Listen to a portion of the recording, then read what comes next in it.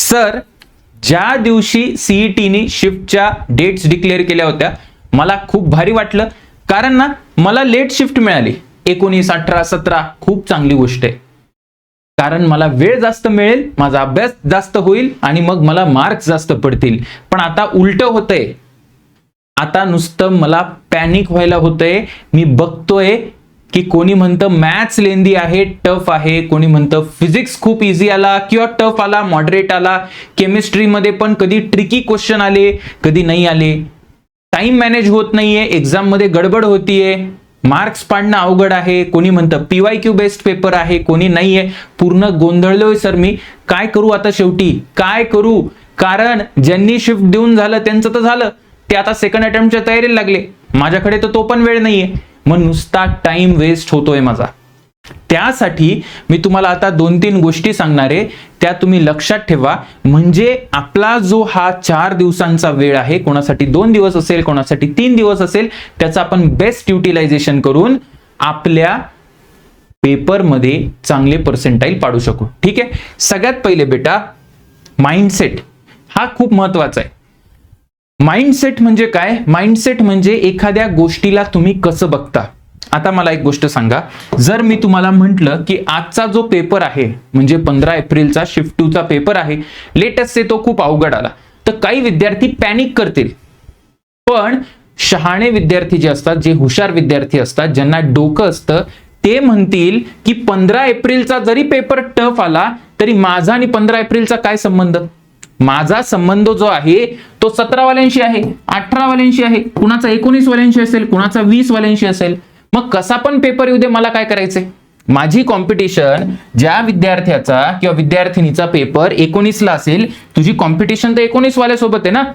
तर मग तुला काय घेणं देणं आहे कुठल्या शिफ्टचा पेपर कसा आला? आणि पेपर जर इझी आला बेटा 19 ला तर सगळ्यांसाठीच इझी येईल, आणि टफ आला तर सगळ्यांसाठीच टफ येईल. मग तुला पॅनिक करायला काय कारण आहे का? काही पॅनिक करायला नाही.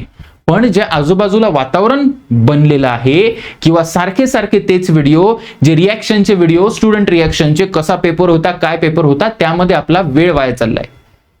म्हणून तुम्हाला माइंडसेट एकदम क्लिअर पाहिजे. तुमचा फोकस तुमच्या शिफ्टला, तुमच्या डेला, तुमच्या पेपरला, तुमच्या क्वेश्चनला पाहिजे. Are you getting it? हा सर. दुसरी गोष्ट बेटा, पेपरच्या आतमध्ये पण हे लक्षात ठेवाल की जस्ट आता एक काय ना, पेपरच्या आधी तुमचा माइंडसेट कसा पाहिजे आणि पेपरच्या वेळेस कसा पाहिजे.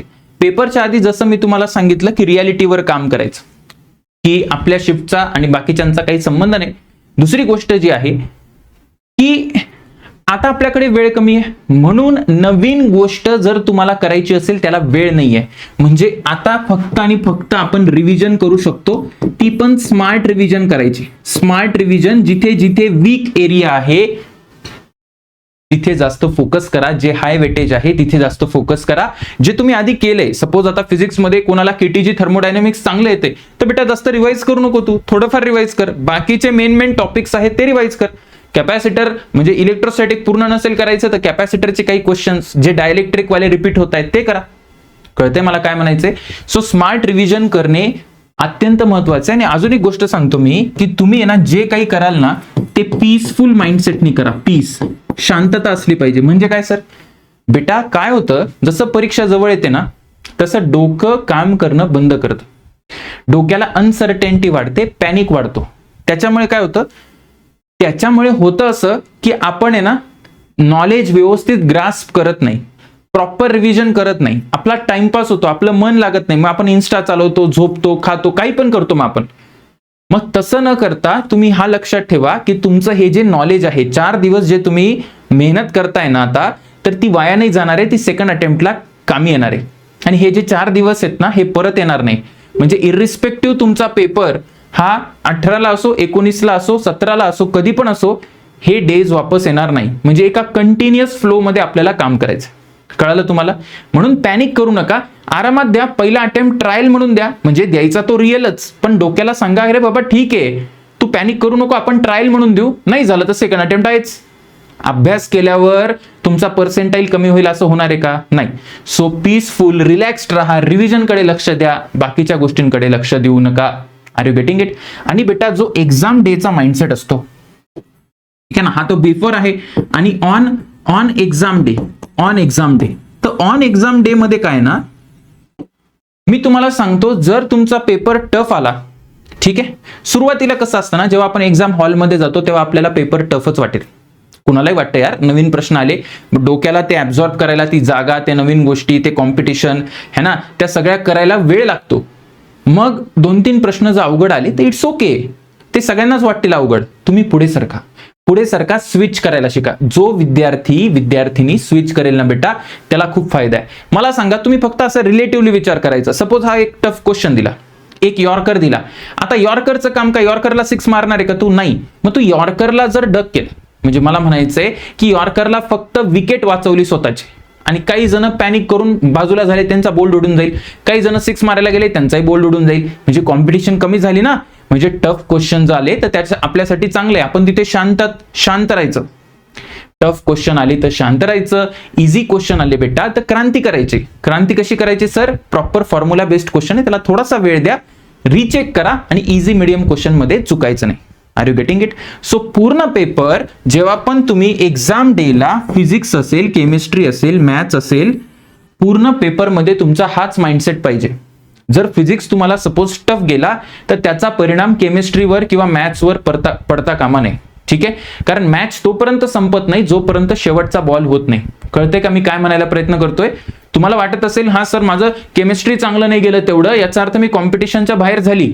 असं नाहीये बेटा, असं नाहीये. केमिस्ट्री जर चांगलं जरी नाही गेलं आणि फिजिक्सला तुम्ही रिकव्हर करायचा प्रयत्न केला पॉझिटिव्ह माइंडसेट ठेवून, तर ते त्याला कंपन्सेट करेल. मॅथ्स मध्ये ते 2-3 प्रश्न, हे सगळं कसं आहे ना, एक जास्त क्वेश्चन, 2 जास्त क्वेश्चन, या पॉझिटिव्ह माइंडसेटनी आपण 10-15 मार्क एक्स्ट्रा घेऊ शकतो आणि तो पर्सेंटाईल मध्ये चमत्कार घडू शकतो. Are you getting it? Yes sir. त्याच्यानंतर फॉलो काय करायचं सर?